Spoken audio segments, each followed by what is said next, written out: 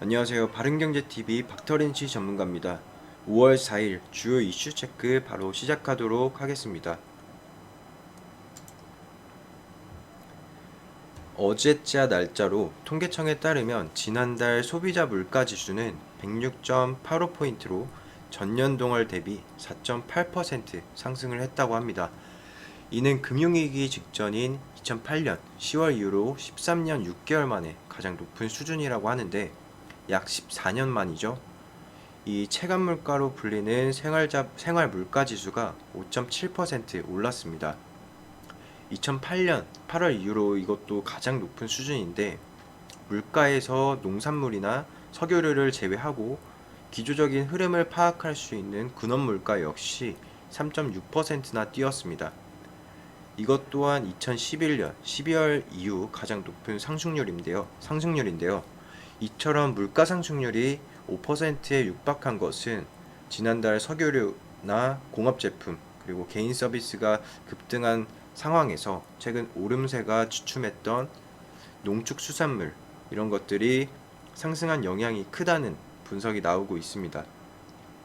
지난해 10월 3%대로 올라선 소비자 물가 상승률은 5개월간 3%를 유지를 하다가 올해 3월에는 4.1%, 4월에는 4.8%까지 뛰었습니다.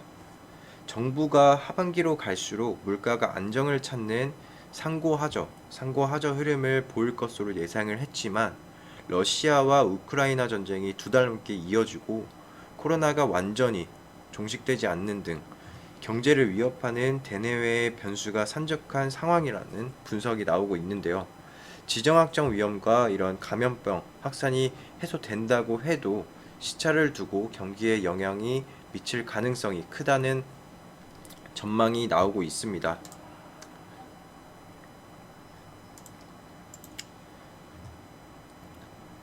해외 주요 시장의 투자지표 비교표인데요. 국내 기업들의 이익 대비 주가 수준이 전년 대비 반토막이 났다고 합니다. 특히 주요 투자 지표가 선진국은 물론 신흥국 평균보다도 더 낮아서 코스피 시장이 상대적으로 저평가된 것으로 나타났습니다. 어제 한국거래소에 따르면 코스피 200의 주가 수익 비율은 9.88배로 1년 전 24배에 비해서 엄청나게 크게 하락을 했습니다. 여기서 이 PER은 시가총액을 순이익으로 나눈 값으로 주가의 밸류에이션을 나타내는 대표적인 지표를 말합니다. 이번 수치는 지난해 4분기 재무제표와 그 전날 종가를 기준으로 산출을 했는데 코스피 200 상장사의 순자산과 현재 주가 수준을 비교한 주가 순자산 비율 역시 같은 기간 0.3배 낮아진 1배를 기록을 했습니다. 이 코스피 시장 전체를 보더라도 이 PER은 11.1배, PBR은 1.1배, 전년 대비해서 각각 26배와 1.3배에 비해서 크게 떨어진 모습을 알 수가 있고요. 한국 증시의 밸류에이션 지표는 선진국뿐만 아니라 주요 신흥 국가들보다도 더 심한 것으로 나타났습니다. 이 표를 보시면 중국은 11.9배, 대만은 12.9배로 한국과 비교했을 때 한국이 더 낮은 것을 알 수가 있습니다.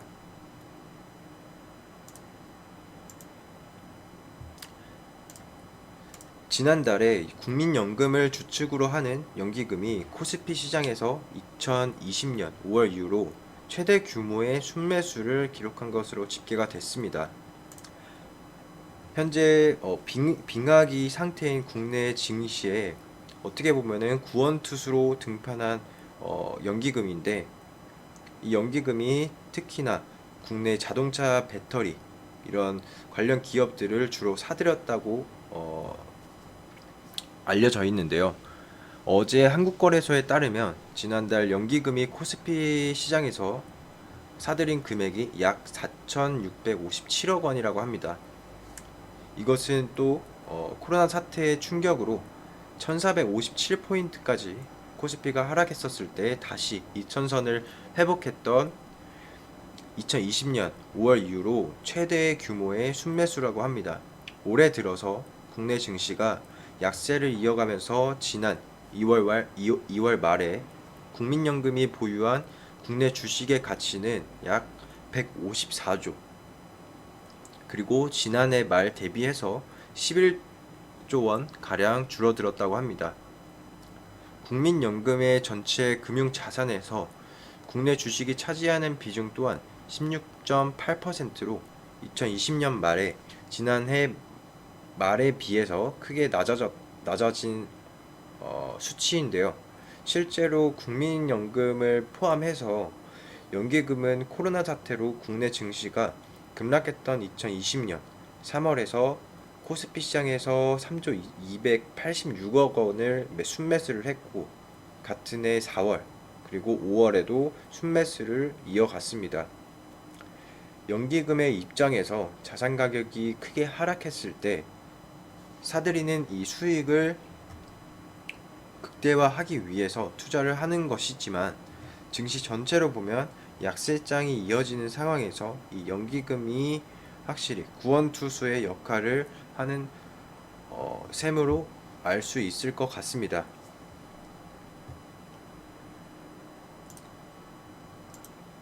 삼성전자는 미국의 이번에 삼성전자가 미국 제 4의 이동통신 사업자인 DC 네트워크의 대규모 5G 통신 장비 공급사로 선정이 됐다고 밝혔습니다. 삼성전자가 DC 네트워크의 미국 5G 전국망 구축을 위해서 5G 가상화 그리고 다중 입출력 기지국을 포함한 라디오 제품 등 다양한 통신 장비를 공급할 예정이라고 합니다. 삼성전자가 DC에 공급하는 5G 가상화 기지국은 소프트웨어를 범용 서버에 탑재하여 기지국 기능을 구현하는 방식으로 유연하고 효율적인 통신망 구축과 운영을 지원하는 차세대 기술입니다. DC 네트워크는 2020년 미국 전국 무선통신 서비스를 위한 주파수 라이선스를 확보해서 이동통신 시장에 진출을 했었는데요.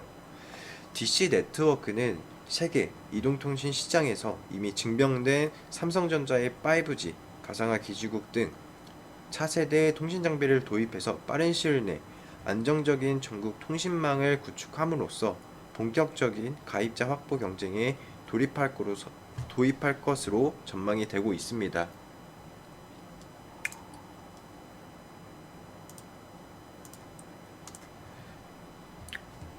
투자의 대가인 워렌 버핏이 5월 1일 CNBC와 인터뷰에서 1사분기 중 애플 주가가 사흘 내리 떨어지기 전에 주식을 더 사들였다고 말했습니다. 애플은 버크셔의 투자 폴리오 가운데 가장 비중이 높은 종목이다 라고 말을 했고, 늘 강조하던 이 분산 투자의 부정적인 시작과 정면으로 배치되는 종목이다 라고 말을 이어갔는데요. 버핏은 달걀을 한 바구니에 담지 않는 것이 중요하다면서도 분산 투자를 강조를 했지만, 애플의 투자 포트폴리오 비중은 40%에 육박을 하고 있습니다. 3월 말에 현재 버크셔의 애플 보유 지분 평가액은 약 1,591억 달러라고 합니다. 어제 모바일 데이터 분석 플랫폼인 모바일 인덱스에 따르면 올해 4월 숙박앱 야놀자와 여기어때의 월간 활성 이용자 수가 안드로이드 기준 각각 240만, 200만을 기록하며 코로나 이전인 2020년 1월 160만과 130만을 훌쩍 넘어섰다고 합니다. 야놀자는 코로나가 본격화되기 시작한 2020년 3월에 MAU 99만까지 떨어졌다가 점진적으로 회복하면서 2년 사이에 2배 뛴 셈인데요. 여기어때 역시 같은 기간 MAU 81만으로 저점을 찍고 2배 이상 늘었습니다. 같은 기간 해외 숙박앱으로 분류되는 에어비앤비도 코로나 이전 MAU 48만, 저점 21만까지 줄었다가 올 4월 51만으로 올라섰습니다. 숙박과 함께 여행 테마에 속하는 교통 앱도 마찬가지로 이미 코로나 이전 수준 이상으로 돌아왔다고 하는데요. 지도, 내비게이션의 경우에는 네이버 지도가 2020년 1월에 MAU 1000만에서 최근 1400만으로 뛰었고, 티맵이 540만에서 970만으로, 그리고 카카오맵이 540만에서 640만으로 증가를 했습니다. 여행 수요가 늘어난 것은 앱 이용뿐만 아니라 실제 소비 지출액을 통해서도 확인할 수가 있는데요. 최근 통계청이 발표한 온라인 쇼핑 동향에 따르면 3월 온라인 쇼핑 거래액은 17조 2,300억 원으로 지난해 같은 기간보다 11.1%가량 증가를 했습니다. 상품 부문별로 보게 되면 여행 및 교통 서비스가 9,500억 원, 전년 동기 대비해서 51.8% 늘면서 가장 크게 증가를 했습니다. 이렇게 된다면 이전에 리오프닝의 수혜를 받았던 관련 종목들을 다시 한번 눈여겨서 살펴볼 필요가 있겠죠. 이렇게 오늘 주요 이슈들을 살펴봤는데요. 이슈를 알더라도 실제로 실전에서는 어떤 종목을 찾아야 하는지, 또 언제 진입을 해야 되는지 어려워하시는 분들이 굉장히 많을 겁니다. 그래서 이런 분들을 위해서 무료로 종목이라던가 정보를 공유해 드리고 있으니까 아래 하단 번호로 닥터린치라고 문자 남겨주시기를 바라겠습니다.